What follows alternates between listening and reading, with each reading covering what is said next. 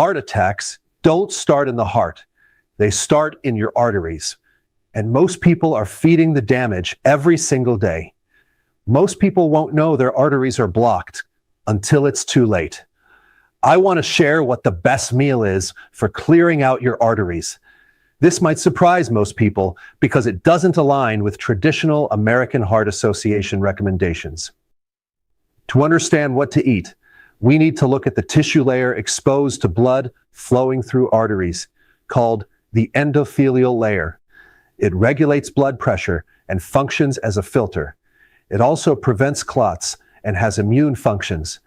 Its preferred fuel source is glucose. Since it uses glucose as primary fuel, it requires insulin, which means the inside of the artery is highly susceptible to insulin-related problems. Most of the population deals with insulin resistance. Why does this matter?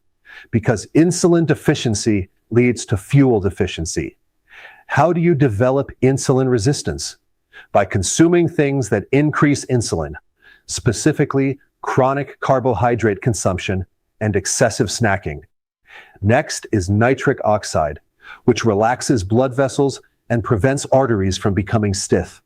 Vitamin D triggers nitric oxide production and is incredibly powerful at supporting that endothelial layer, which is why people low in vitamin D struggle with high blood pressure. Other things that trigger nitric oxide include arginine. Testosterone also increases nitric oxide, but environmental plastics nowadays directly shut down testosterone production. Magnesium is also crucial for increasing nitric oxide. It relaxes muscle spasms and reduces cortisol, which increases stress and raises blood pressure. Magnesium is very potent at preventing calcium buildup inside arteries. Both magnesium and vitamin D can keep calcium from ending up in arteries in the first place. Vitamin K2 also prevents calcium buildup. Mainstream recommendations suggest whole grains and unsaturated seed oils for the heart. Both raise insulin. We're told to avoid saturated fat since it contains cholesterol that could clog arteries. This is why people say avoid red meat, but they're not against coconut oil. 1 teaspoon of coconut oil has more cholesterol than 7 ounces of steak. But we're not against coconut oil, while we are against meat. Heart disease statistics are getting worse. What mainstream recommends isn't working.